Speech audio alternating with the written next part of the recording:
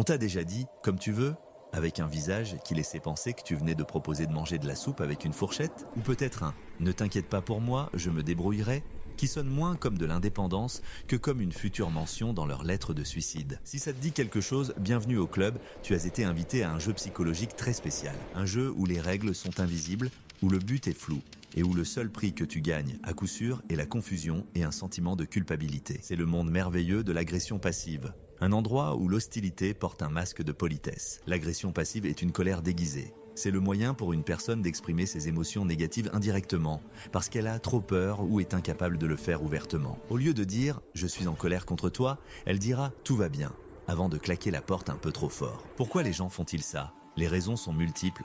La peur du conflit direct, un besoin de contrôle, ou simplement le fait de n'avoir jamais appris à gérer la colère de manière saine. Le psychiatre Eric Berne, dans son livre Des jeux et des hommes, a décrit ces interactions comme des jeux psychologiques. Ce ne sont pas des jeux amusants. Ce sont des schémas de comportement destructeurs qui se terminent toujours par un sentiment négatif pour tout le monde. Alors, analysons les 4 jeux les plus populaires dans la cour de récréation des passifs agressifs. Jeu numéro 1, le procrastinateur ou oui, je le fais tout de suite. Le joueur accepte de faire quelque chose mais ensuite oublie, le fait mal ou le repousse à l'infini. Le scénario, tu demandes à un collègue un rapport important.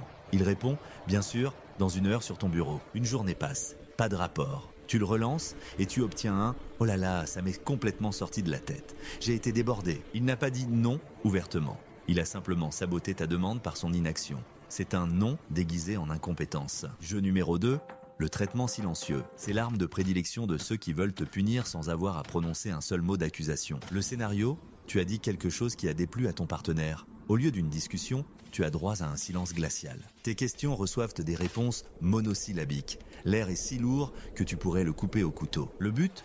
Te faire sentir mal, te pousser à deviner ta faute et finalement à t'excuser pour un crime que tu n'as même pas identifié. C'est une prise de contrôle par le vide.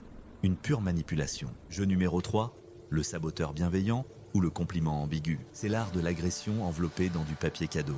Une pique cachée dans une phrase en apparence gentille. Le scénario, oh quelle robe intéressante, c'est très audacieux pour ta silhouette. Ou encore, tu as super bien géré ce projet. Honnêtement, je suis surpris. Ça ressemble à un compliment, mais ça te laisse un arrière-goût amer. Le message caché est que tu n'es généralement pas à la hauteur. Jeu numéro 4, la victime éternelle, ou c'est toujours de ma faute. Le joueur retourne la situation en se présentant comme un martyr, ce qui te force à abandonner ta plainte et à le réconforter. Le scénario, tu essaies d'aborder un problème.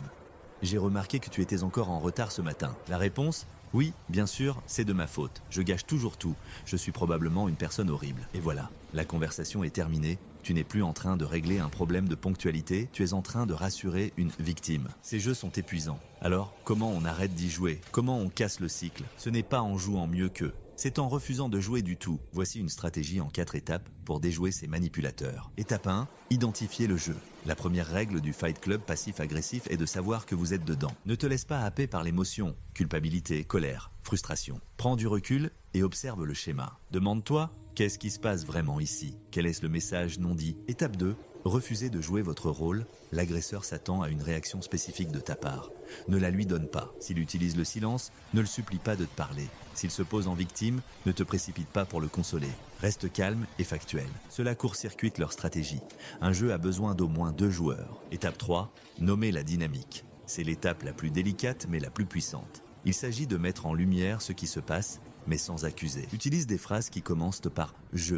Au lieu de l'agression, choisis la curiosité. Pour le procrastinateur, j'ai remarqué que le rapport n'est pas encore fait. Y a-t-il un obstacle avec lequel je peux aider? Pour le traitement silencieux, je sens une tension entre nous et j'ai l'impression que tu es en colère. Je suis prêt à écouter quand tu seras prêt à parler. Pour le saboteur, qu'est-ce que tu veux dire exactement par audacieux pour ma silhouette? Demande des éclaircissements. Force-le à être direct. Pour la victime, je ne dis pas que tu es une mauvaise personne, je parle du fait concret que tu étais en retard. Restons sur ce sujet. Cette approche les désarme. Tu ne rentres pas dans leur jeu, tu les invites à une communication d'adultes. Étape 4, fixer des limites claires. Si la personne refuse de communiquer sainement, tu as le droit de protéger ton énergie. Je ne continuerai pas cette conversation si tu refuses de me parler. J'ai besoin que tu me dises directement si tu ne peux pas faire quelque chose pour que nous puissions trouver une solution. Les limites ne sont pas des punitions, ce sont des instructions sur la manière dont tu souhaites être traité. En conclusion, le but n'est pas de gagner contre un agresseur passif, c'est de sortir complètement du jeu. Il s'agit de favoriser une communication honnête et de te respecter suffisamment pour ne pas participer à des dynamiques toxiques. Tu ne peux pas changer les autres, mais tu peux toujours changer les règles de ton engagement, ou choisir de ne pas t'engager du tout. Et ça, c'est ta véritable victoire.